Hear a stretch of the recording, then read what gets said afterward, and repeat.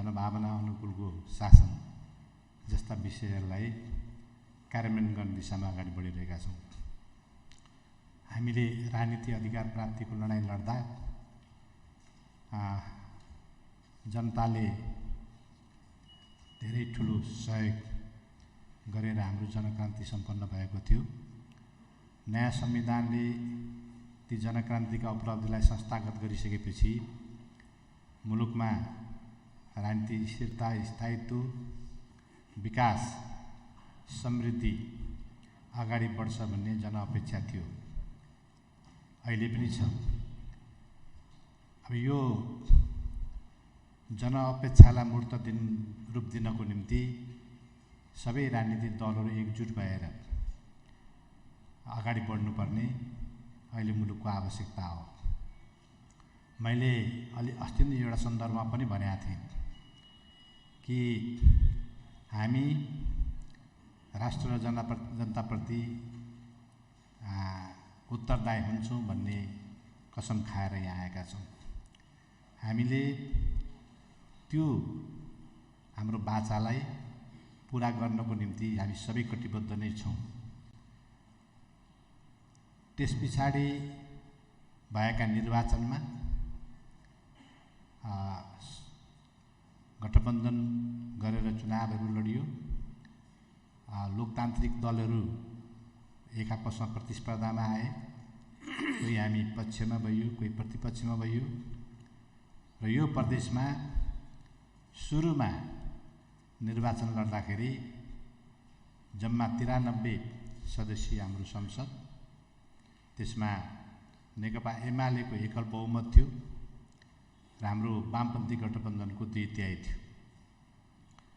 त्यस पश्चातका घटनाक्रमहरूलाई म धेरै त्यसमा जान चाहन्न। हामी धेरै उतार चढाव पूर्ण ढङ्गले अगाडि बढ्यौँ र अदालतका निर्णयहरू, हाम्रा आफ्ना फैसलाहरू, सरकारले ल्याएका अध्यादेश लगायतका चिजहरू अनि त्यसले देखाएको परिणामको साक्षी हामी बस्दै आएका छौँ।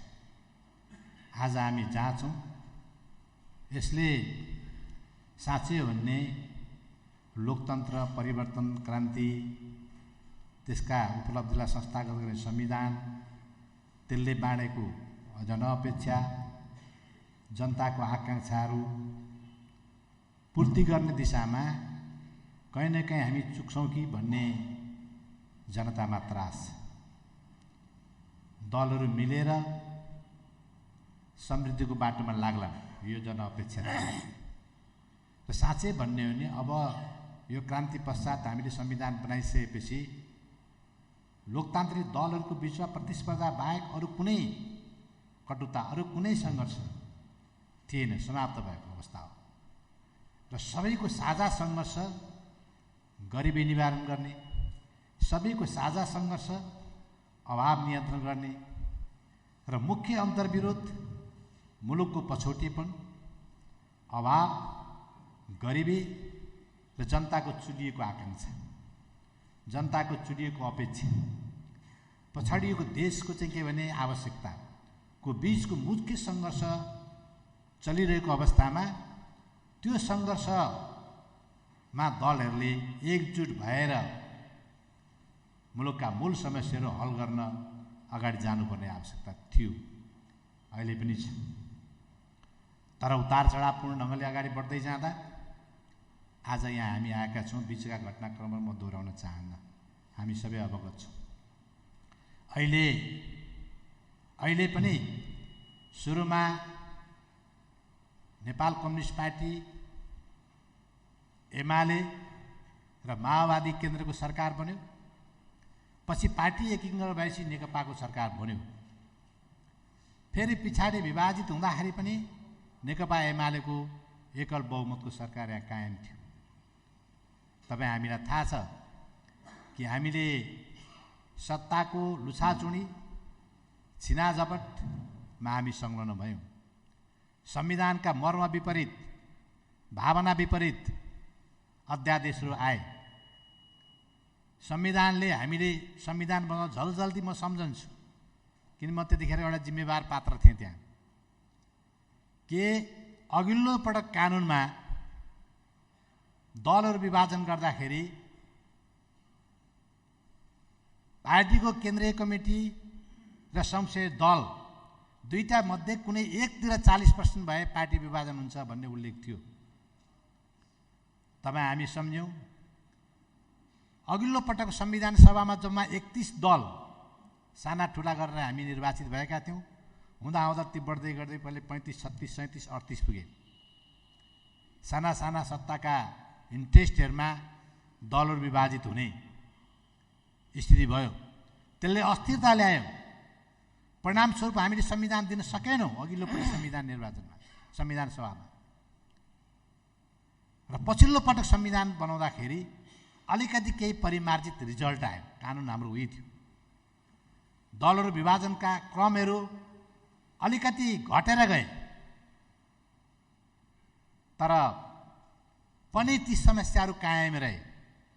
त्यसो भएको हुनाले जब हामी संविधान निर्माण गर्दै थियौँ त्यसमा हामीले छलफल गर्दा सबै दलको एउटा साझा सहमति, साझा चिन्ता कि मुलुकमा राजनीतिक स्थायित्व कायम गरेर अगाडि बढ्नुपर्छ भन्ने थियो।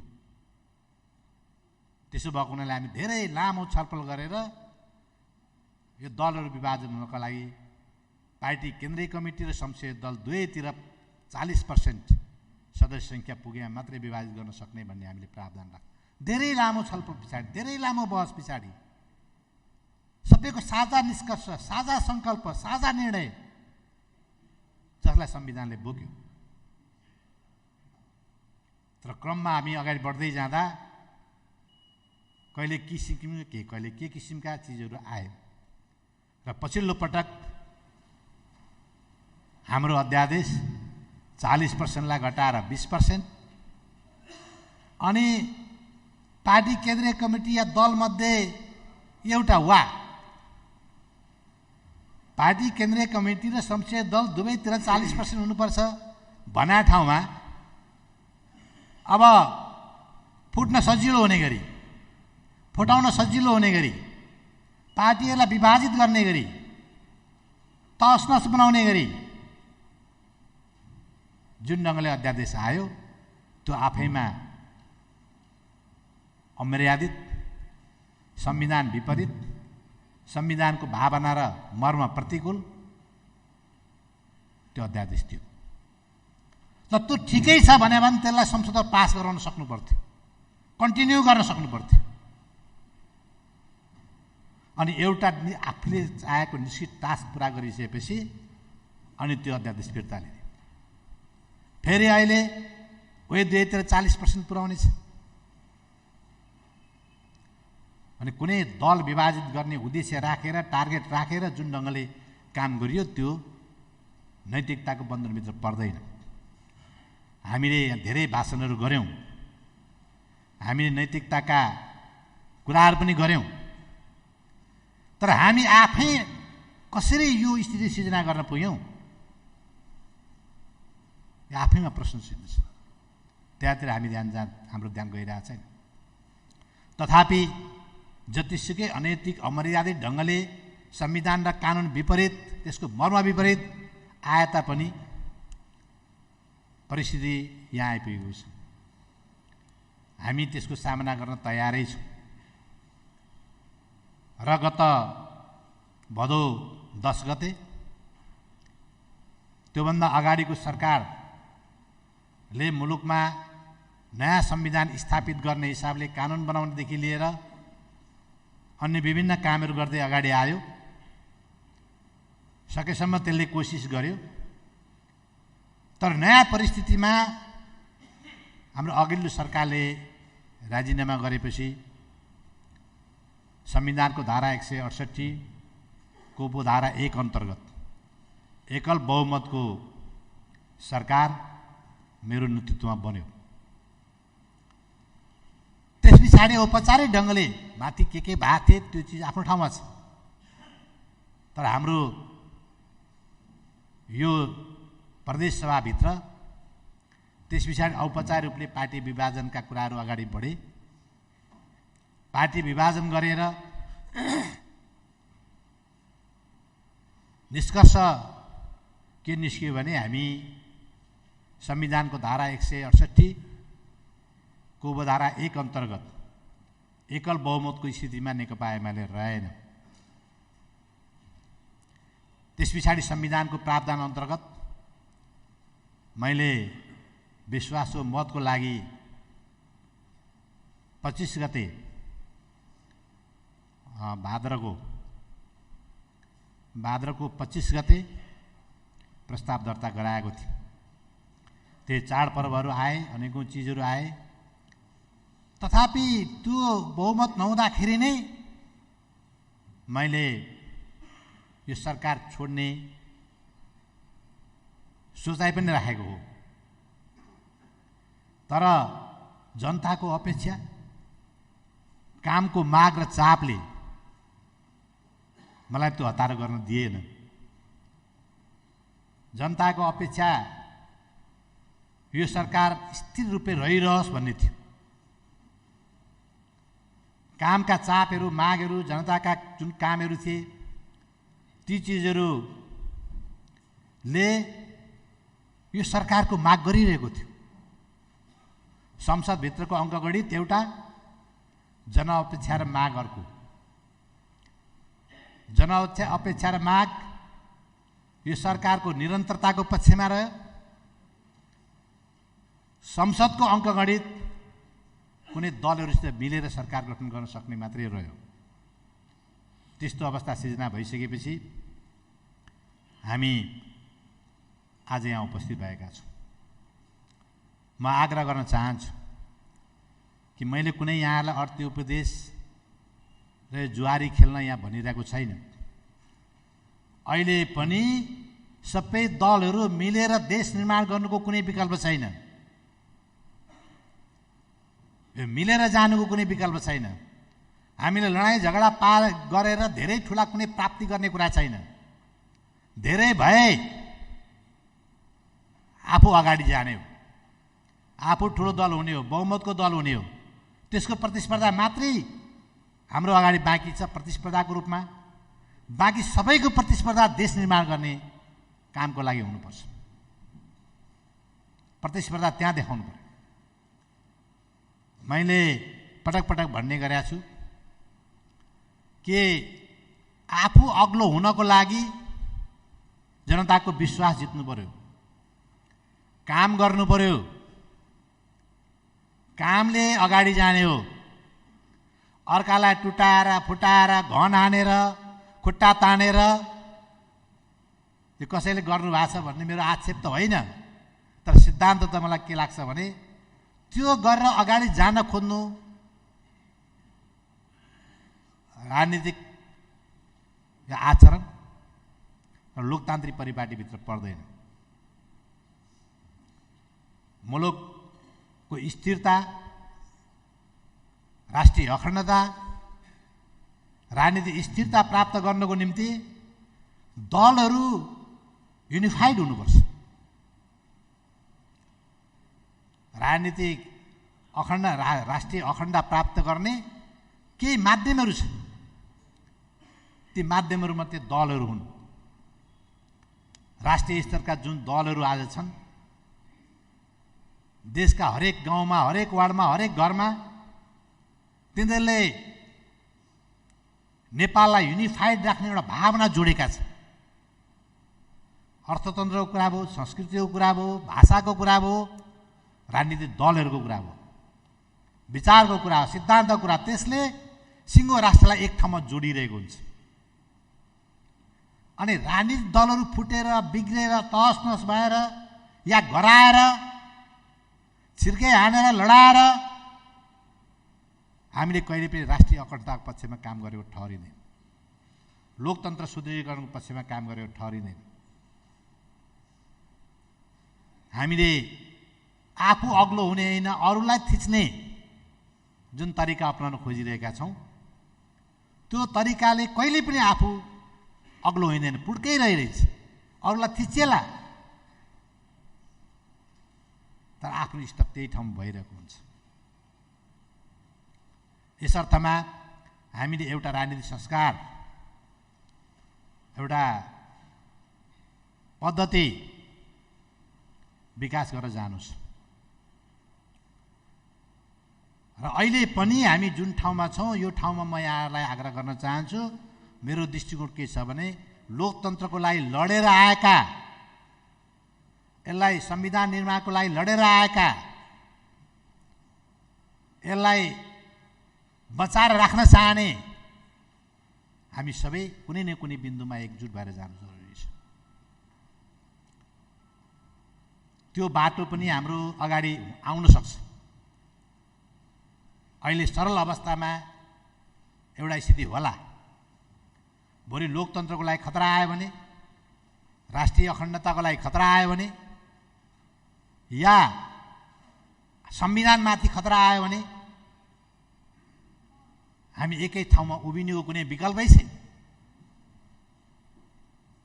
यो फराकिलो दृष्टिकोण राखेर जानुपर्छ भन्ने म यहाँ सबैलाई आग्रह गर्न चाहन्छु। यो नयाँ सरकार सुरुदेखि नै राजनीतिक अस्थिरता र गन्जागोलको बीचमा अत्यन्तै अप्ठ्यारो अवस्थामा बन्यो, धेरै अप्ठ्यारो स्थितिमा बन्यो।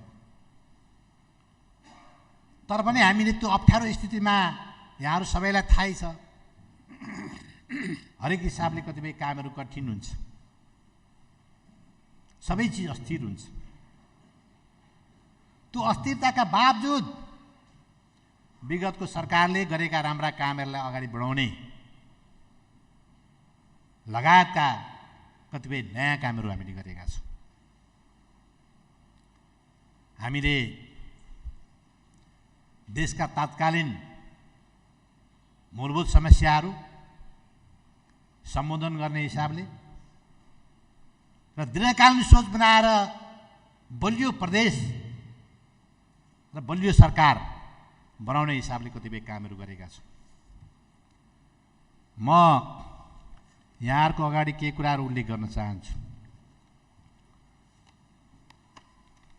अब यो हामीले सरकार गठन भएपछि नै मैले कोभिड रोकथाम नियन्त्रणको सन्दर्भमा सरकारले उच्च प्राथमिकता दिन्छ भनेर भनेको थियो। यस सन्दर्भमा केही महत्त्वपूर्ण निर्णयहरू हामीले गरेका छौँ र केही सतर्कताका साथ सबै तयारी गरेका छौँ। र हामीले पहिलो क्याबिनेटमै कोभिड रोकथाम नियन्त्रणको लागि यसो निःशुल्क परीक्षणका र उपचारका कुराहरूलाई जारी राख्दै यसका दायरालाई विस्तार गर्ने हामी निर्णय गऱ्यौँ। र कोभिडको तेस्रो लहर आउँछ भन्ने यो ज्ञाताहरूको, देश विदेशका सबै डाक्टरहरूको त्यो पूर्व अनुमानको आधारमा हामीले यहाँ त्यस्तो आएको खण्डमा, त्यो भएको खण्डमा कोभिड उपचारको लागि औषधिको अभाव नहोस्, बेडको अभाव नहोस्, अक्सिजनको अभाव नहोस्, भेन्टिलेटरको अभाव नहोस्, आइसियुको अभाव नहोस् भन्ने कुरालाई ध्यानमा राखेर सबै चिजहरूलाई अपडेट गरेका छौँ। अहिले कुनै पनि ठुलो चाहिँ त्यस्तो महामारी फेरि आइहाले, लहर आइहाले पनि कुनै अत्यन्तै ठुलो अनियन्त्रित खालको चिज भएन भने बाँकी चिजमा हामी त्यसको फेस गर्न सक्ने, त्यसलाई सामना गर्न सक्ने अवस्थामा हामी अहिले छौँ। हरेक अस्पतालमा बिग्रेका भेन्टिलेटर, आइसियु सबै बनाइएको छ, बेडहरू अपडेट गरिएको छ र बिग्रेका अक्सिजन प्लान्टहरू सुचारू गरिएको छ। अहिले यद्यपि यो हामीले गरेको भन्दा पनि राष्ट्रिय स्तरमा भएका खोप अभियानहरू र यो कोभिडको लहर आउने जाने एउटा यो प्रक्रियाको कारणले यो केही घटेको जस्तो देखिएको छ। तर पनि यो चाडपर्व पछाडि क्रमशः बढ्दैछ। त्यसलाई ख्याल गरेर हामीले 10 करोड रुपियाँ यो फन्डमा राखेर त्यसमा कामहरूलाई अगाडि बढाइरहेका छौँ। अब यो अर्को हाम्रो प्रदेशको महत्त्वपूर्ण र सुशासनको एउटा महत्त्वपूर्ण कडीको रूपमा रहेको यातायात कार्यालय हिँडरी ओहोरदोहोर गर्दाखेरि सयौँ मान्छे लाम लागेर बिहानदेखि रातिसम्म गाडी रिन्यू गर्नको लागि, लाइसेन्स रिन्यू गर्नको लागि लाइन लाग्नु पर्थ्यो। हामीले पहिलो क्याबिनेटमा त्यसलाई अनलाइनमा लाने निर्णय गरेका छौँ। त्यसको वेबसाइटहरू त्यो सबै आवश्यक प्राविधिक कुराहरूको तयारी भइरहेको छ। यद्यपि हामीले 1 महिनाभित्र सुचारू गर्ने भनेका थियौँ, तथापि टेक्निकल नो हाउको असाध्यै ठुलो अभाव रहेछ। कसरी त्यसलाई सञ्चालन गर्ने, कसरी त्यो सबै बनाउने भन्ने चिजमा अलमल साथीहरूले गर्दै गएर अहिले त्यो धेरै अगाडि बढेको छ र केही दिनभित्र हामी अनेकौँ अवरोधका बावजुद त्यसलाई सबै अनलाइनमा लाने तयारीमा हामी पुगेका छौँ। त्यसले गर्दा सर्वसाधारण जनतालाई धेरै ठुलो राहत हुन्छ भन्ने मलाई लाग्छ। किन 500 को 600 को लाइन त सधैँ लाग्छ। हामी घरमा बसी अब ती सबै रिन्यू गर्न सक्ने अवस्थामा छौँ। अतिरिक्त आर्थिक भार पनि पर्दैन, त्यहाँभित्रको झन्झटबाट नै मुक्त हुन्छ। त्यस कारणले हामीले पहिले गरेको यो निर्णयको आधारमा यो कुरा अगाडि बढाएका छौँ। धनकुटामा यातायात कार्यालय थियो, तर त्यसमा पूर्ण सेवाहरू थिएन, त्यसलाई पूर्ण सेवा दिने निर्णयहरू गरेका छौँ। अर्को 2 नम्बर यो छ, मेन चिजहरूमा जाँदाखेरि तेस्रो हामीले हरेक जिल्लामा विषयगत कार्यालयहरू स्थापना गर्ने पनि निर्णय गरेका छौँ। अब त्यसमा इम्प्लिमेन्ट गर्न अलिकति त्यही टेक्निकल कारण सङ्गठनात्मक प्रोसेस अगाडि बढाउनको लागि कतिपय ढिलाढालाहरू भए, अलिकति अलमल पनि भयो।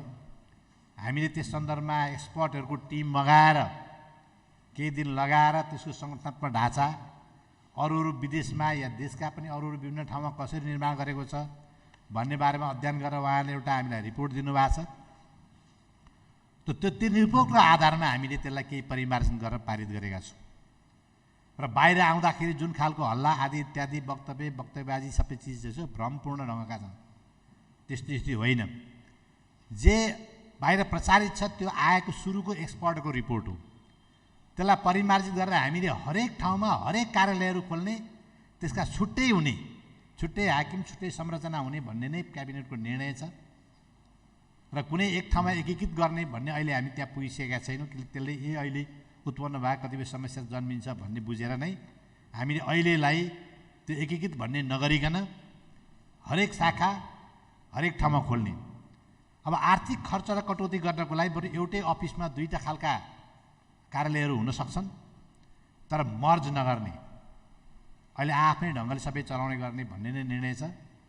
र त्यसमा लगभग झन्डै 1-1.5 महिना एक्सपर्टहरूको अध्ययन लगायतका सङ्गठन संरचना बनाएर लगायतका चिजहरू बनाउन समय लाग्यो। अहिले ती सबै चिजलाई लिएर क्याबिनेटले केही परिमार्जन गरेर निर्णय गरेको छ।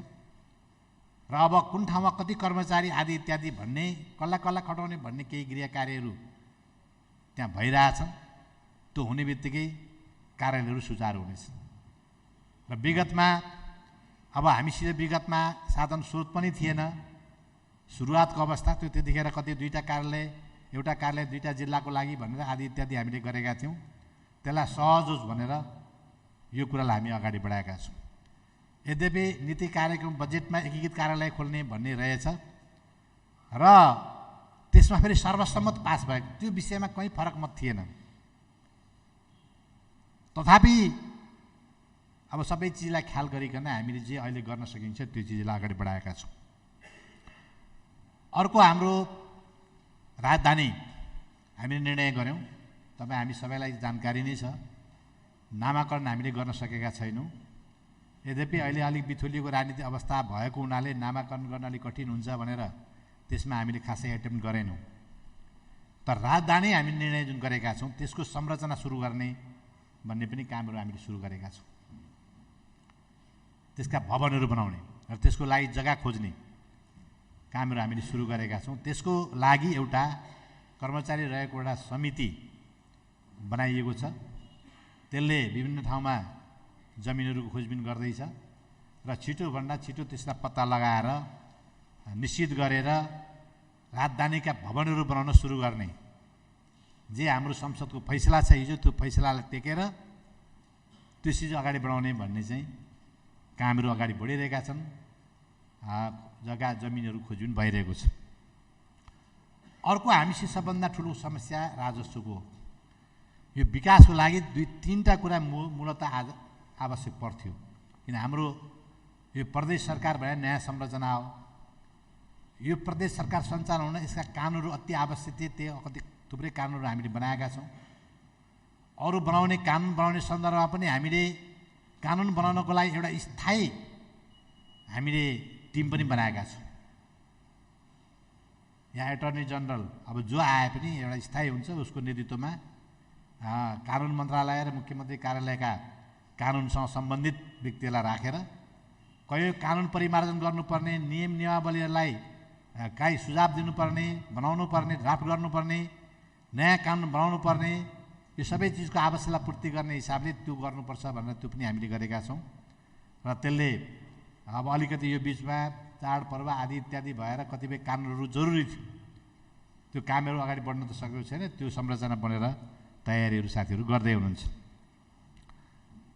दोस्रो हाम्रो भिजन हाम्रो नीति कार्यक्रम बजेट कतिपय चिजहरू आउँछ। अहिले दीर्घकालीन भिजनको रूपमा हामी मास्टर प्लान पनि बनाउन सक्छौँ। हामीसित त्यो मास्टर प्लान थियो, तर इम्प्लिमेन्ट गर्ने कतिपय चिजहरू विगतमा केही इम्प्लिमेन्ट हुँदै आए, नयाँ हामीले समय पाएका छैनौँ। अर्को हामीसित राजस्व चाहियो, पैसा, बजेटको अभावमा कुनै काम हुन सक्दैन। अहिले हामीसित लगभग 32 अरब चान्चुनको बजेट छ। त्यसैबाट साधारण खर्च चलाउनु पर्ने, त्यसैबाट पुँजीगत खर्च चलाउनु पर्ने।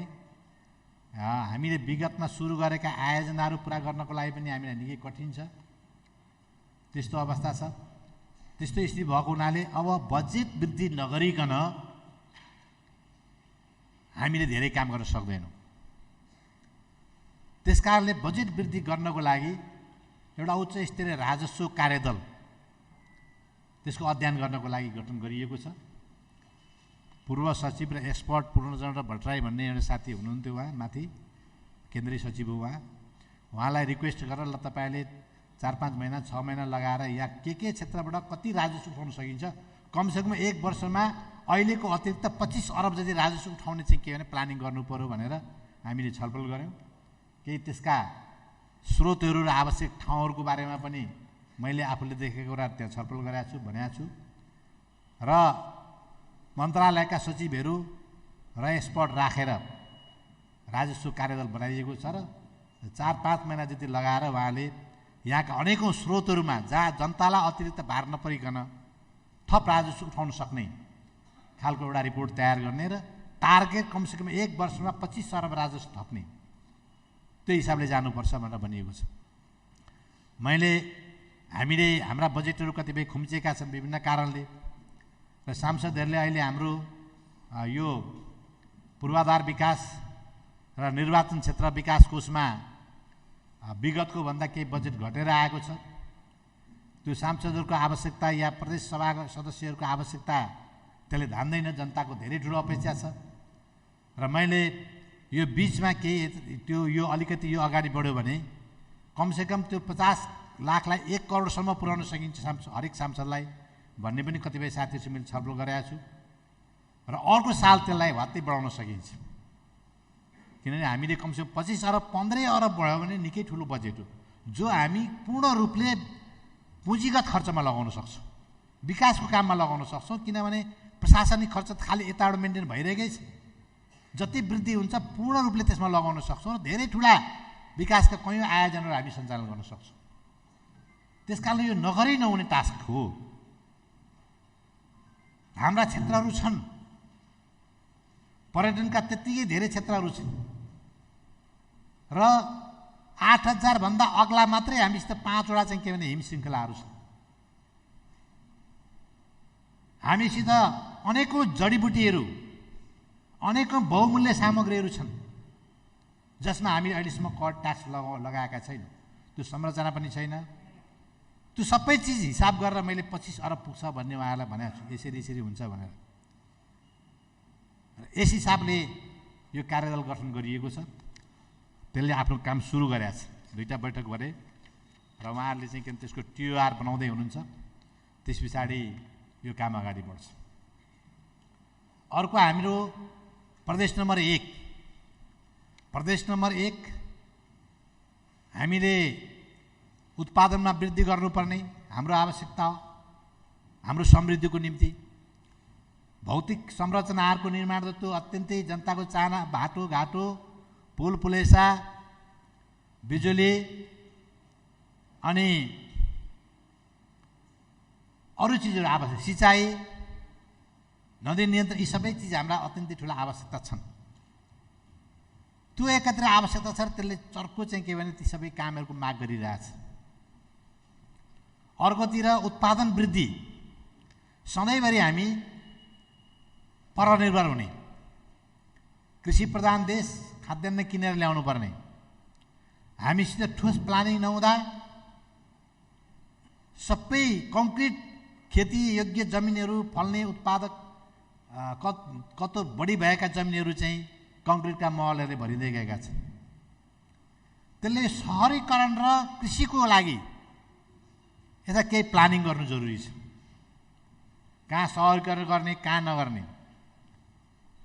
मैले कयौँ विकसित देशहरूमा हेर्दा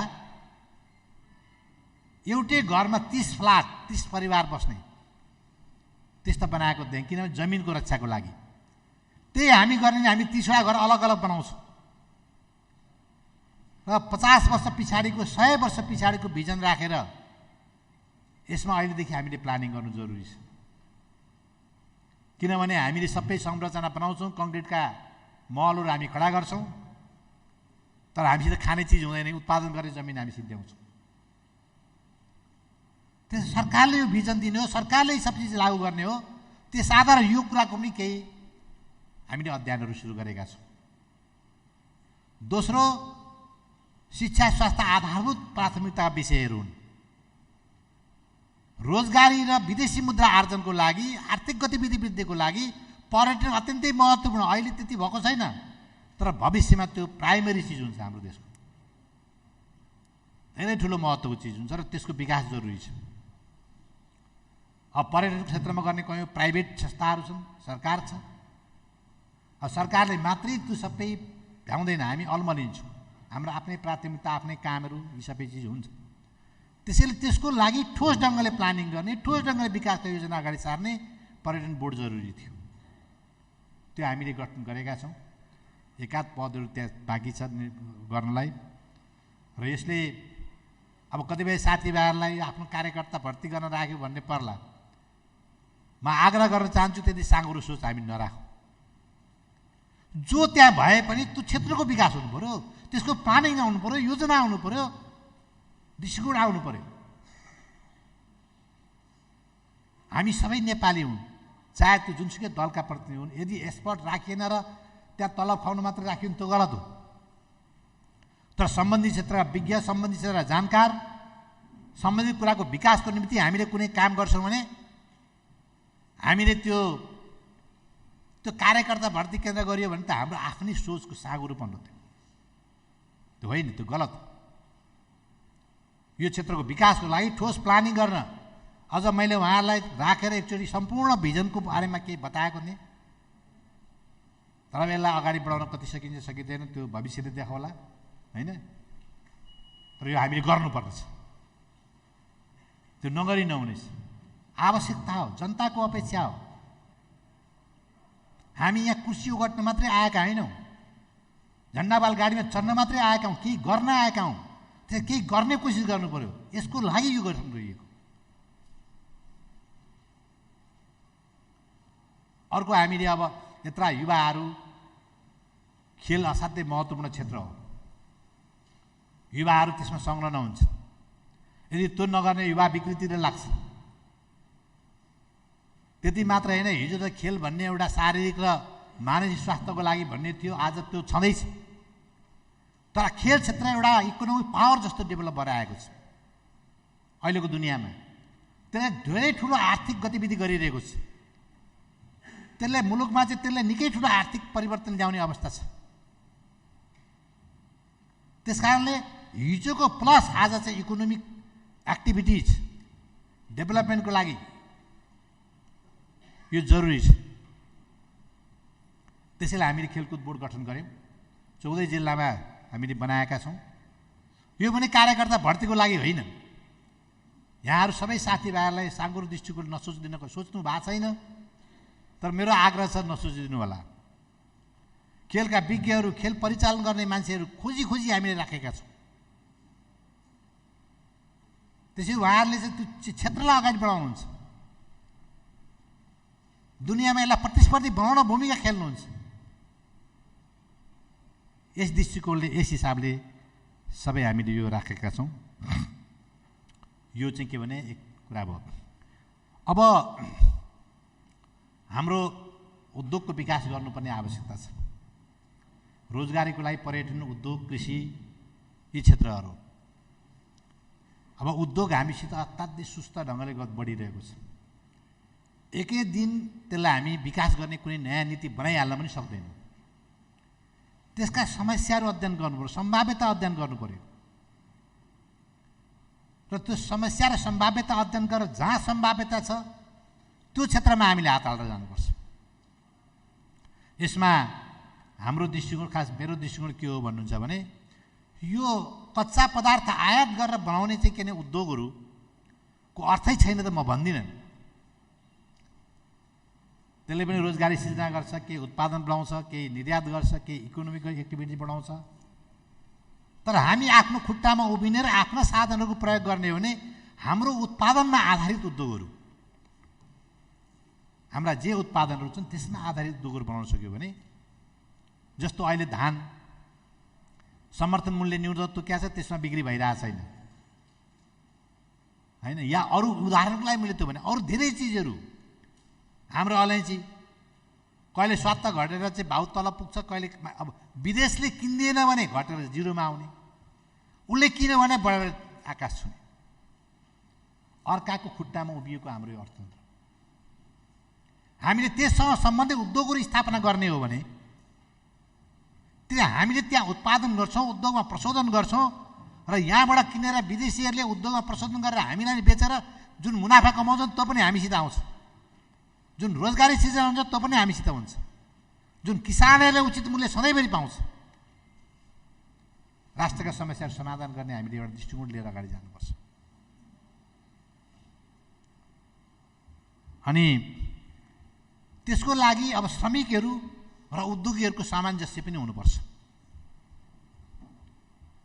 सधैँभरि उद्योगपति र श्रमिकको झगडा भइरह्यो, श्रमिकका समस्या कहिले हल भएन, उद्योगपतिका समस्या हल भएन भनेदेखि मान्छे त्यसमा आकर्षित पनि हुँदैन। त्यो न्यायोचित ढङ्गले त्यो हल हुनुपर्छ। त्यो हल हुँदाखेरि श्रमिकहरूलाई चाहिँ शोषण पनि नहोस् र उद्योगीहरू मारमा पनि नपरोस्, उद्योग खोल्न हतोत्साही पनि नहोस्। त्यसले गर्दा ती कुराहरू कोअर्डिनेसन गर्नको लागि एउटा श्रम सल्लाहकार समिति भन्ने त्यसको पनि हामीले गठन गरेका छौँ। त्यसले यो क्षेत्रमा काम गर्छ। अब हामीले अघिल्लो सरकारले बनाएको कानुनअनुसार गरेको निर्णयअनुसार हाम्रो प्राविधिक विश्वविद्यालय छ, मनमोहन प्राविधिक विश्वविद्यालय। त्यसका कामहरूलाई हामीले एक्सिलरेट गरेका छौँ। हामीले त्यसको सिनियरको बैठक बसेर सबै नियमहरू, ऐनहरू सबै पारित गरेका छौँ, नियमावलीहरू। र त्यसमा यो प्राविधिक क्षेत्रका थप यो शिक्षाहरू सञ्चालन गर्ने भन्ने पनि निर्णय छ। त्यसको लागि हाम्रो चाहिँ के भने अभाव र गरिब विद्यार्थीको लागि छात्रवृत्तिको व्यवस्था भन्ने पनि हाम्रो प्रावधान छ। त्योसँग सम्बन्धित हामी निर्णय पनि गरेका छौँ। अब कृषि विकास क्षेत्रमा पनि केही सुरुवात गर्न हामीले खोजेका छौँ। किनकि कृषि विकास क्षेत्रको अहिले नै सुरुवात गरेर आजै प्रतिफल आइरहने क्षेत्र होइन। यसमा कसरी यसलाई व्यवस्थित ढङ्गले लिएर जाने भन्ने एउटा विस्तृत भिजन चाहिन्छ। जे यो वर्षको हाम्रो बजेट नीति कार्यक्रम छ त्यसलाई इम्प्लिमेन्ट गर्न केही कार्ययोजना बनाइएको छ। बाँकी दीर्घकालीन ढङ्गले कृषि क्षेत्रमा के गरेर अगाडि जाने भन्ने पनि अध्ययन भइरहेको छ। त्यसमा पनि केही नयाँ चिजहरू हामी केही दिनमै घोषणा गर्नेवाला थियौँ। त्यो चिज हो। अब यही बिचमा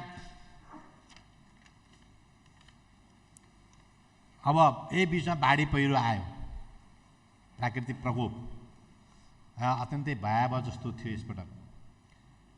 त्यसले 72 जना जति हाम्रो 1 नम्बर प्रदेशमा नागरिकको ज्यान गयो, घरहरू भत्के, धेरै धानको क्षति भयो, बालीको। त्यसमा सम्पूर्ण हिसाब गर्दाखेरि लगभग 7% जति धान बाली क्षति भयो भन्ने हिसाब निकालिएको छ। हामीले अरू प्रदेशसित र केन्द्रसित पनि कोअर्डिनेसन गरेका छौँ। सबै मिलेर त्यो किसानको भएको जुन क्षति छ, किसानको स्तर अनुसार विभिन्न प्रतिशतमा क्षतिपूर्ति गर्ने भन्ने चाहिँ त्यसमा निर्णय गरिएको छ। र बाढी पहिरोसँग सम्बन्धित भएर हामीले त्यही दिन ठुलो पानी परेकै दिन जब यसले केही न केही विपद निम्त्याउँछ भन्ने बुझिसकेपछि विपद व्यवस्थापनको हामीले बैठक गऱ्यौँ र त्यो बैठकमा सम्भावित दुर्घटनालाई ख्याल गरेर केही निर्णयहरू हामीले गऱ्यौँ। त्यो सुरक्षा निकायका चारै अङ्गहरू, सेना, सशस्त्र प्रहरी, जनपद प्रहरी र राष्ट्रिय अनुसन्धान, चारै अङ्गहरूलाई पूर्ण रूपले रेस्क्युको लागि परिचालन गर्ने, अवरुद्ध बाटाहरू खोल्नको लागि परिचालन गर्ने, सम्पूर्ण साधनहरू परिचालन गर्ने अनि नोक्सान भएको ठाउँमा सहयोग पुर्याउने। हामीले पहिरोले या अरू कुनै कारणले बाढीले कसैको घर पूर्ण रूपले नोक्सान भएको छ भनेदेखि त्यसलाई हामीले 3 लाख रुपियाँ सहयोग गर्ने हामी निर्णय गऱ्यौँ र आंशिक रूपले र सामान्य क्षति भएकोमा 35,000 र 15,000। किनभने सामान्य क्षति भनेको त यसो त्यो कच्ची घरको चाहिँ के भने त्यो लिपेको झरेको पनि हुनसक्छ, एउटा सानो टाटी भत्केको पनि हुनसक्छ, केही आँगनमा क्षति भएको हुनसक्छ। त्यो ठुलो मात्रा हुन्छ। प्रदेश सरकारको आफ्नो साधन स्रोतले पनि धान्नु पर्यो। त्यो गऱ्यौँ र जिल्ला प्रशासन कार्यालयले रेकर्ड पठाएको आधारमा प्रदेश सरकारले त्यो रकम उपलब्ध गराउने भन्ने निर्णय हामीले गरेका छौँ। अब आवश्यक पशुपक्षी लगायतका चिज नोक्सानी भएकोमा त्यो सङ्कलन गरेर अघि मैले भने त्यसको निश्चित 65% देखि अधिकतम 65% सम्म प्रदेश सरकारले केन्द्र सरकारसित मिलेर साझा ढङ्गले त्यो समस्या हल गर्ने, राहत दिने भन्ने निर्णयहरू गरिएको छ। अब अर्को महत्त्वपूर्ण क्षेत्र हाम्रो स्वास्थ्य क्षेत्र हो र स्वास्थ्य क्षेत्रका पनि किसिमको समस्या बिकराल छ। यद्यपि कोभिडसित जोडेर हामीले गरेका निर्णयहरू मैले अगाडि नै भने, तर समग्र स्वास्थ्यमा हामीसित भवनका अभावहरू, शय्याका अभावहरू, स्वास्थ्य क्षेत्रका आधुनिकीकरणका समस्याहरू, उपकरणका समस्याहरू, मानव शक्तिका समस्याहरू हैन, यो चाहिँ के भने आवश्यक ट्रेन म्यान पावर, डाक्टर लगायतका ती समस्याहरू छन्। ती समस्याहरूलाई अध्ययन गरेर एउटा समग्र प्याकेज बनाउने पनि हामीले सरसल्लाह गरिरहेका छौँ हैन। त्यसलाई चाहिँ के भने अब एउटा हस्पिटलमा एउटा समस्या त्यो हल गरेर फेरि अर्कोमा त्यही आउँछ, फेरि अर्कोमा त्यही आउँछ होइन कि समग्रतामा एउटा नीति बनाएर त्यसलाई हल गर्ने र आवश्यक पर्यो भने प्रदेश सरकारले जनशक्ति लिएर पनि पूर्ति गर्ने। त्यस हिसाबले चाहिँ तयारी हामीले गरिरहेका छौँ। अब यही सन्दर्भमा धनकुटा जिल्लामा 100 बेडको, अब त्यहाँ 15 बेडको हस्पिटल अहिलेसम्म चल्दै आएको थियो। तपाईँ हामी सबैलाई थाहा छ धनकुटा जिल्ला अघिल्लो पटक हाम्रो यो 5 विकास क्षेत्र हुँदाखेरि विकास क्षेत्रको राजधानी राणाकालदेखि नै किसिमको राजधानी थियो। त्यो पुकज बस्ने ठाउँ हो, त्यो पूर्वीय जनरल कर्णेल बस्ने ठाउँ हो अनि एक किसिमको राजधानी जस्तो। तर त्यतिखेर साधन स्रोत बाटाघाटाको अभावले गर्दाखेरि त्यो राजधानीको त्यति अन्त कनेक्सन थिएन। हाम्रो प्रदेशको बीच जस्तो पर्छ र हामीले राजधानीको संरचनाको ठाउँ तोक्दाखेरि पनि त्यसमा केही कुराहरू थिए। तर त्यस सन्दर्भमा हामीले त्यहाँ अलि राम्रै खालको शिक्षण अस्पताल बनाउनुपर्छ भन्ने सोच राखेको हो। तर तत्काललाई 100 बेडको हस्पिटलको हामीले त्यहाँ निर्णय गरेका छौँ। त्यो उद्घाटन भइसकेको छ। त्यो उद्घाटन भयो। अब त्यहाँ आवश्यक म्यान पावर पठाउनेदेखि लिएर संरचना निर्माण गर्दै जाने भन्ने पनि निर्णय भएको छ।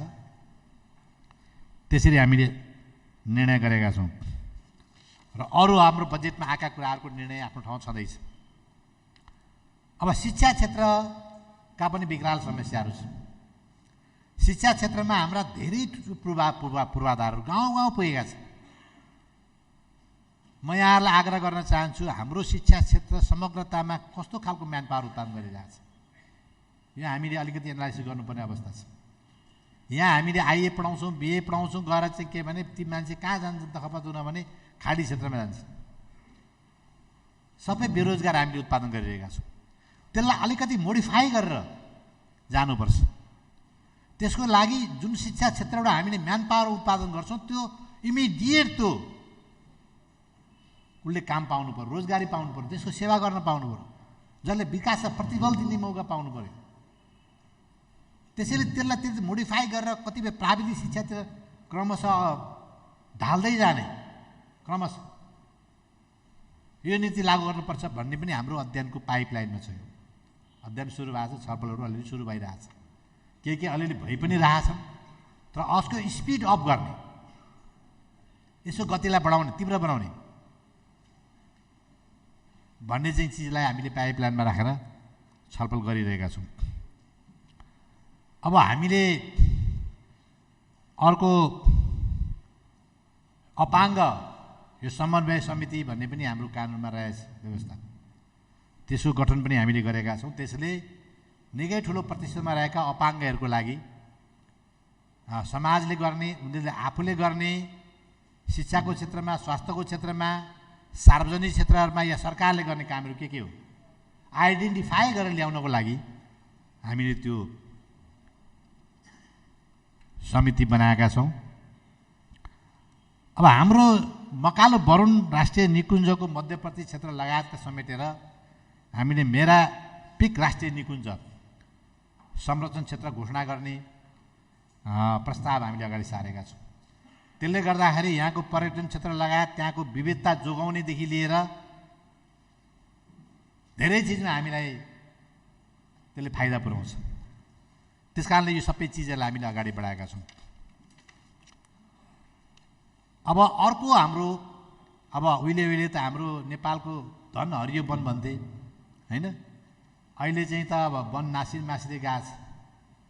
यसको वैज्ञानिक ढङ्गले व्यवस्थापन कसरी गर्ने, यदि सङ्घीय सरकारले पनि केही अध्ययन गराएको छ, केही निष्कर्षहरू विवादास्पद पनि भएको छन्, त हाम्रो क्षेत्रमा हामी जिम्मेवार हौँ भनेपछि वनको उपभोग गर्न पनि सकोस् वास्तविक जनताले र त्यसको आकार पनि नघटोस्,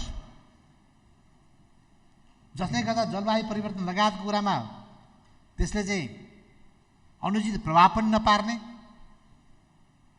अनि त्यसको त्यत्तिकै थन्काएर खालि रमिता हेर्ने, फोटो खिच्ने मात्रै ठाउँ नभएर त्यसलाई उपयोग जनताले गर्न पाउने पनि अवस्था हुने, तर त्यो उपयोग गर्दाखेरि पुरै मासिएर जाने होइन, त्यसमा रिप्लेसमेन्ट पनि हुने। यो तिनटै उपायहरू खोजी गर्नको निम्ति हामी त्यसो अध्ययनलाई पनि अगाडि बढाएका छौँ। अब एकै दिनमा त सबै निस्किने त होइन, यसमा अब प्रारम्भिक एउटा रिपोर्ट तयार भएपछि हामी एक्सपर्टहरूको छलफल गोष्ठी आदि इत्यादि गर्ने भन्ने पनि सोचाइ यसमा राखिएको छ। अब हामी कहाँ एउटा सञ्चार प्रतिष्ठान भन्ने हाम्रो कानुनमा छ, अलिकति पहिला पनि बनेको थियो, त्यसलाई हामीले पूर्ण बनाएका छौँ। त्यसपछि हामीले के प्रोजेक्टहरू अध्ययन गरिरहेका छौँ। हामीले ओखलढुङ्गामा 6 मेगावाटको एउटा हाइड्रो प्रोजेक्टको निर्माण गर्ने निर्णय गरेका छौँ, त्यो सम्झौता हुन बाँकी छ। भेडेटारमा स्काई वाक भन्ने एउटा पर्यटकीय स्थल, त्यो मोटामोटी अन्दाजी 20 करोडको चाहिँ त्यो आयोजना हुन्छ भन्ने लागेको छ। त्यसको लागि अध्ययन गर्ने चाहिँ कामलाई सुरुवात गर्न खोजिएको छ। हामीले लगानी बोर्डलाई भने तुरुन्तै छिटो अध्ययन गर्नुहोस् र यसमा प्राइभेटहरूको सहभागिता र गभर्मेन्टको के सहभागिता मोडल हुन्छ त्यो तयार गर्नु भनेर भनेको छ।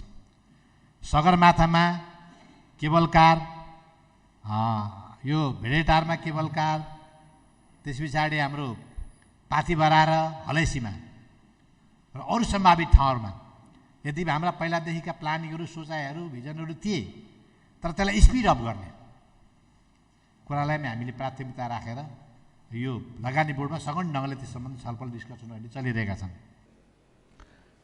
त्यस पछाडि यो अनेकौँ यस्ता कुराहरू, कमसेकम 20वटा जति यस्ता ठुला आयोजनाहरू हामीले अध्ययन गराउँदैछौँ, जसले गर्दाखेरि क्लिनिकल उत्पादन गर्नेदेखि लिएर कोशीलाई पर्यटकीय क्षेत्रको रूपमा विकास गर्नेदेखि लिएर त्यहाँ ठुलो बोट के अरे चाहिँ इन्जिन चलाउनेदेखि लिएर त्यस पछाडि त्यहाँ उत्पादित बालुवा कोसीमा उत्पादित बालुवा भने संसारमै दोस्रो बढी बालुवा उत्पादन गर्ने नदी हो त्यो। चाइनाको हङ्गो पछाडि कोसी सबभन्दा बढी सिल्ट ल्याउने नदी हो। अब त्यसले एउटा ठुलो प्रब्लम पनि हामीलाई सिर्जना गरिरहेको छ भने त्यसलाई सदुपयोग कसरी गर्न सकिन्छ भन्ने पनि अध्ययन गर्ने भनेर पनि हामीले सुरु गराएका छौँ। त्यस पछाडि यो बाँस खेती, यो खास गरी मैले चाइना भ्रमण जाँदाखेरि के देखेँ भने त्यो धेरै ठुल्ठुला बाँस खेती गर्ने र त्यसबाट धेरै चिज बनाएर संसारमा एक्सपोर्ट गर्ने गर्दो रहेछ र त्यसबाट किसानले पनि अत्यधिक अरू चिजमा धेरै फाइदा लिन सक्ने, देशको उद्योग धन्दा पनि फस्टाउने, विकास हुने, त्यसको उद्योगको लागि धेरै ठुलो लागत पनि नलाग्ने है, यस्ता चिजहरू हुँदो रहेछ। र त्यसको लागि पनि हामीले यो किसानसित चाहिँ त्यो बाँस खेतीमा कसरी आकर्षित गर्ने भन्ने कुरालाई हामीले केही सबै अध्ययन गरिरहेका छौँ। यो छ। अर्को हाम्रो के छ भने एउटा बाल अस्पताल बनाउने भन्ने चाहिँ काठमाडौँको एउटा डक्टरहरूको टिमले मसित त्यहाँ पनि कुराकानी गर्नुभयो, पूर्वमा बनाउने के गर्ने भनेर, र यहाँ पनि कुराकानी भयो र त्यसमा झापाको अब दमक आसपास गर्ने भन्ने उहाँहरूको सोचाइ अनुसार त्यसलाई अगाडि बढाउन पनि हामीले केही सहजीकरण गरिरहेका छौँ। अब धरानमा सर्दु धरानको लागि अत्यन्तै ठुलो अभिशाप जस्तो छ र त्यो प्रयोग गर्दा त्यो सम्भावना पनि हुन्छ। त्यो सर्दु कोरिडोर भन्ने हामीले पहिला गरेका थियौँ, अहिले हामीले त्यसको शिलान्यास गरेका छौँ, काम सुरु भएको छ। अनि बहुजातीय सङ्ग्रहालय, खेलग्राम धरानका कुराहरू पनि हामीले सुरुवात गरेका छौँ। र अर्को हामीले अहिले अध्ययन गरिरहेको गर्न खोजेको कुरा के छ भने भूमि सुधार कार्यालय अनलाइनमा लाने, यो सङ्घीय सरकारसित मिलेर गर्नुपर्छ। हामीले केही प्रस्तावहरू तयार गरेका छौँ र सुरुमै यो यातायात कार्यालय अनलाइनमा लाँदाखेरि नै यो पनि हामी निर्णय गर्न खोजेका थियौँ, तर अलिकति तयारी पछाडि गरौँ भनेर भूमि सुधार कार्यालय अनलाइनमा लाँदाखेरि चाहिँ त्यहाँ जनताका दुःखहरू त्यो के छ भने तपाईँको त्यो सुशासनको असाध्यै महत्त्वपूर्ण पार्ट त्यसले भूमिका खेल्छ। अनि त्यसैले मैले सुरुदेखि नै यातायात र भूमि सुधार यो दुईवटा चिजलाई चाहिँ व्यवस्थित गर्ने भन्ने सोचाइ अन्तर्गत यातायातको हामी निर्णय गऱ्यौँ। यसको अध्ययन भइरहेको अवस्था हो है। त्यस पछाडि अब यो झापाको कमल गाउँमा केन्द्रीय सरकारले बनाएको एउटा भवन रहेछ, त्यसलाई हामीले त्यहाँ 50 शैय्याको चाहिँ प्रादेशिक आयुर्वेद अस्पताल बनाउने भन्ने हामी निर्णय गरेका छौँ। र त्यो भवन हस्तान्तरण गर्नको लागि केन्द्रसित हाम्रो कुराकानी र परिपत्र चलेको छ र केही समयमा त्यो यता हस्तान्तरण हुन्छ। त्यसलाई हामीले 50 शैय्याको प्रादेशिक आयुर्वेदिक अस्पताल हामी बनाउँछौँ, त्यो पनि हामीले निर्णय गरेका छौँ। अब अर्को हामीले के छ भन्दाखेरि यो पेपरलेस अफिस, डिजिटल चाहिँ के भने अफिसको रूपमा सञ्चालन गर्ने। हामीले एउटा कुनै निवेदन एउटा चाहिँ मन्त्रालयमा दर्ज गरेपछि त्यो सबैले त्यसबाट त्यहाँ हेरेर देख्न पाउने या त्यो सबै एउटा चाहिँ के भने सिस्टम विकसित गरौँ। र हामीले अहिले 14 जिल्लामा जुन कार्यालय खोल्ने भनेका छौँ, क्रमशः ती सबैमा डिजिटलमा लगाएपछि तेह्रथुमको कार्यालयमा चाहिँ कुनै किसानले कृषि विकाससँग सम्बन्धित या प्रदेश सरकारसँग सम्बन्धित कुनै निवेदन दर्ज गर्यो भने यहाँ सम्बन्धित मन्त्रालयमा आउने र यहीँ हामी निर्णय गर्न सकिने र त्यसको लागि त्यहाँ गइरहनु नपर्ने, त्यो सिस्टमको लागि हामीले सुरुदेखि नै अलिक यसलाई कामलाई अगाडि बढाउँदै भर्खर हिजो मात्रै हाम्रो क्याबिनेटले त्यो अटोमेसनमा लाने कार्यालयहरूलाई भन्ने निर्णय हामीले गऱ्यौँ। र एउटा म सुखद कुरा यहाँ आग्रह गर्न चाहन्छु कि अब क्रमशः यसलाई सुध्दै 14 जिल्लामा हामीले कार्यालय खोलिसकेपछि त्यसलाई त्यो अटोमेसनमा सबै जिल्लालाई पनि जोडिसकेपछि अब कुनै खानेपानीको कामको लागि निवेदन हाल्नको लागि यहाँ खानेपानी मन्त्रालयमा धाउनु पर्दैन, तेह्रथुमबाट हाल्दै यहाँ हामी देख्छौँ। त्यो सिस्टम विकास गर्न खोजेका छौँ र त्यो अहिले हामीले भर्खरै हिजो मात्रै हामीले त्यो कामहरू अगाडि गरेका छौँ। अब यति यी मेजर कामहरूलाई अब दैनन्दिन आउने कामहरू चाहिँ के भने सकेसम्म हामीले बढी गर्ने कोसिस गर्यौँ। तर यो बिचमा यहाँहरू सबैलाई थाहा छ कि लामा चाडपर्व एउटा राजनीतिक फ्रिक्सन बढेर गएको छ, राजनीतिक समस्याले काम गर्न धेरै गाह्रो छ। अर्को चाहिँ के भने पार्टी विभाजन भइसकेपछि विश्वास मत लिन बाँकी सरकार भएकोले त्यसै पनि मान्छेमा चाहिँ हाम्रो संयन्त्र छ नि, संयन्त्रमा धकचक हुन्छ। यही बिचमा कतिपय हाम्रा सचिवजीहरूलाई कोभिड लाग्यो, 20 दिन 25 दिन उहाँहरू अनुपस्थित हुनुभयो।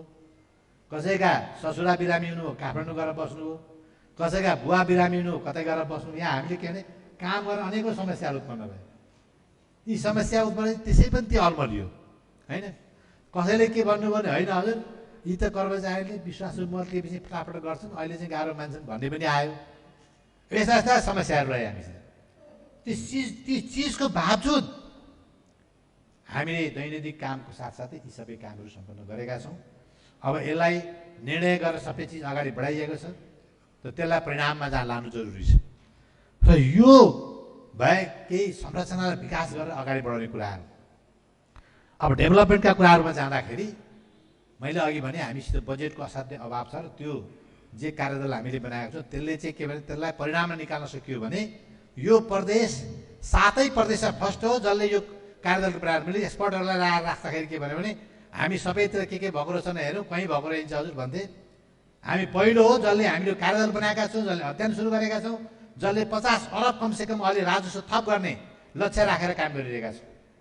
त्यसपछि सांसदहरू हामी सबै कुनै यो भर्ती केन्द्र सर्ती केन्द्र होइन, हामी सबै दलका सबै सांसद चुनिएर आएका, जनताको अपेक्षा पुरा गर्न आएका, हरेकले समान अवसर पाउने स्थिति बन्छ। कुनै यहाँ भेदभावको प्रश्न हुँदैन। हेर्नुहोस्, देश बनाउनु छ, पार्टी बनाउने होइन, व्यक्ति बनाउने होइन। देश बनाउन हामी लाग्ने आफै पार्टी बन्छ। जनताको स्तर माथि उठ्ने हामी आफै सबैको स्तर माथि उठ्छ। त्यो दृष्टिकोण राखेर हामीले काम अगाडि बढिरहेका छौँ। त्यस कारणले गर्दा अब यहाँहरू त्यो सबै समझदारी राखिदिनु भएको छ, केही भन्नु भएको छैन। हामीले गरेका कामहरू तपाईँहरूले धन्यवादै दिइरहनु भएको छ, मैले त्यो ठानिरहेको छु। पुरा सहयोग गरिरहनु भएको छ। तर कतिपय साथीभाइहरू कार्यकर्ता भर्ती गर्न लाग्यो, सरकारले आफ्नो आयु यो सरकारले आयु लम्ब्याए त जनताको धन्य हुन्थ्यो। यो त हाम्रो लागि होइन नि, देशको लागि हो, जनताको लागि हो। त्यसले हामीले त्यस्तो छोटो सोचाइ यहाँहरूले गर्नुभएको छ नि। तर बाहिरबाट म कति सुन्छु, आयु लम्ब्यायो अनि भर्ती केन्द्र बनायो अनि ती ठाउँ छन् त्यहाँ राखेर काम गराउनु सक्छ, खाली राखिरहनु न। अनि खाली राखेर चाहिँ काम हुन्छ? त्यस्तो होइन। त्यस कारणले गर्दाखेरि हामीले सकेसम्म कोसिस गरेका छौँ, प्रयत्नहरू गरेका छौँ। अब यो बिचमा लामो फेरि चाडबाड पर्यो, यहाँ हाम्रो संरचनाका कतिपय समस्याहरू थिए। त्यस पछाडि पार्टीका गतिविधिहरू पनि स्वाभाविक रूपले जोडिन्छ। अब नेपाली कङ्ग्रेस महाधिवेशनको तयारीमा, नेकपा एमाले महाधिवेशनको तयारीमा, राप्रपा महाधिवेशन, अरू पनि साथीभाइहरू होलान् होइन। अनि यसले पनि स्वाभाविक रूपले केही न केही अब हामी त्यही नै जोडिन्छौँ, प्रभाव पर्छ नै। यो सबै चिज जोडेर कुल सबै बाँकी बचेका समयहरूलाई हामीले सदुपयोग गर्ने कोसिस गरेका छौँ। र मलाई लाग्छ कि मैले अघि भने कि यो सरकारको निरन्तर जनताको अपेक्षा हो। जनताले चाहिँ चाहना गरेर हामी सबैलाई चुनेर पठाए, त्यो पूर्ति गर्नको लागि यो जरुरी थियो, जनताले चाहिरहेको छ। तर कहिलेकाहीँ के हुन्छ भने जनताको अपेक्षा र यो संसदको अङ्कगणित फरक पर्छ। अब संसदको अङ्कगणितले मिलेर सरकार बनाऊ भनिरहेछ हामीलाई, जनताको अपेक्षा सरकार अगाडि बढ भनिरहेछ। यहाँनिर कन्ट्राडिक्सन छ।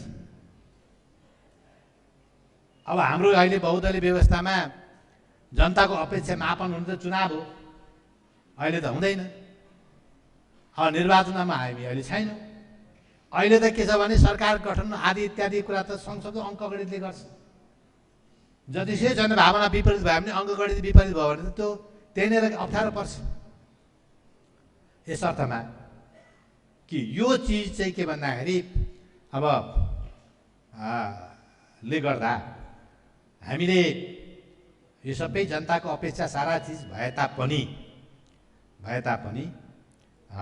अब एउटा स्थिति सिर्जना भएको छ। त्यस कारणले गर्दाखेरि यो हाम्रो जुन मेरो नेतृत्वमा बनेको सरकार, हामी 168 धारा संविधानको उपधारा 1 अन्तर्गत बनेको र पार्टीको औपचारिक विभाजन पश्चात पार्टी बहुमतमा नरहेको हैन, यस्तो स्थितिमा अब संविधानको प्रावधानलाई प्रयोग गरेर 1 महिनामै विश्वासको मत लिने या संविधानको व्यवस्था अनुसार लिने एउटा बाटो। तर मैले सुरुमै पनि राजीनामा दिन सक्थेँ। तर जनताले यति गजगिजायो, अवस्थाले यति गजगिजायो, त्यो चाहिँ के भने त्यो जनताको बन्धनबाट म मुक्त हुन पनि सकिनँ। कामले यति गजगिजायो, त्यो चिज त्यसलाई महत्त्वमा राखियो। तर पनि सधैँभरि त्यही कामले मात्रै त नहुँदो रहेछ।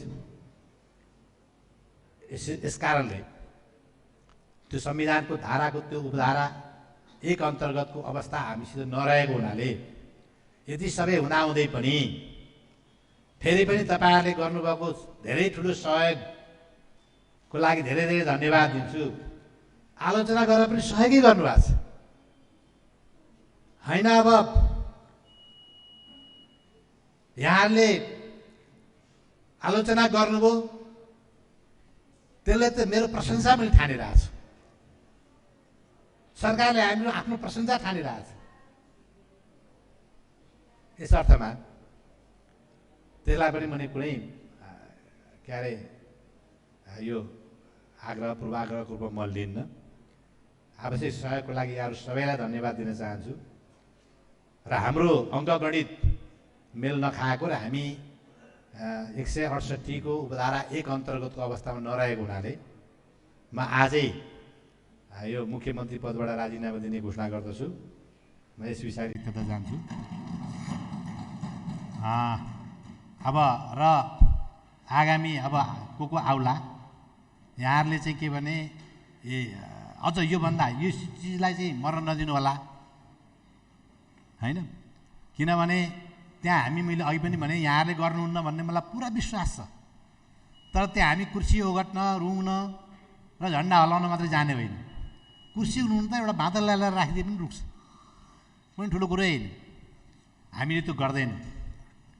र यी सबै चिजहरूलाई द्रुत ढङ्गले अगाडि बढाउनु हो भने धेरै चिज आगामी चुनावसम्म जनताले हामी सबैलाई स्याबासी दिन्छ। र अझ हामी त यति छोटो समयमा यति चिज अगाडि बढाउन खोज्यौँ, अझ योभन्दा डबल टेबर गर्ने हामीसित समय छ। हामी त्यो समयको सदुपयोग गरौँ र नेपाल कम्युनिस्ट पार्टी एमालेको त्यो राम्रो कामको लागि जुनसुकै सरकार आए पनि पूर्ण सहयोग हुनेछ। हामी यहाँलाई रचनात्मक सहयोग गर्नेछौँ। राम्रो काम गर्न सक्नु भएन भने त आलोचना गर्नै पर्ने हुन्छ है। तर राम्रो कामको लागि पूर्ण सहयोग हुनेछ भन्ने म कुरा राख्न चाहन्छु। र अब अहिले म त्यहाँ राजीनामा दिनको लागि प्रदेश प्रमुखमा जाने सोचिरहेको छु। मैले यहाँ घोषणा गरेँ र यहाँहरूलाई विगतमा सबै कामको लागि पूर्ण सहयोगको लागि धन्यवाद दिँदै हाम्रो खास गरी जनताहरू हाम्रो चाहिँ जति पनि हाम्रो कामहरूलाई सपोर्ट गरे र युवाहरू, म जहाँ जाँदा पनि युवाहरूको धेरै ठुलो अपेक्षा मैले देखेँ। वास्तवमा भविष्य युवाहरूको उनीहरूको चाहिँ धेरै ठुलो अपेक्षा थियो। तर अब हामीले त्यो चिज हामीसित भिजन पनि थियो, तर त्यो हामीले मिटिङ गर्न समय पाएनौँ। तमाम जनताहरू जसले सरकारले अपेक्षा राखेका थियो, आगामी दिनमा उहाँहरूको अपेक्षा पुरा गर्ने बाचा पनि म राख्न चाहन्छु। र यति भन्दै अब यहाँलाई फेरि पुनः धन्यवाद दिँदै म आफ्नो 2 शब्द यहाँ टुङ्ग्याउँछु। धन्यवाद। माननीय सदस्यहरू,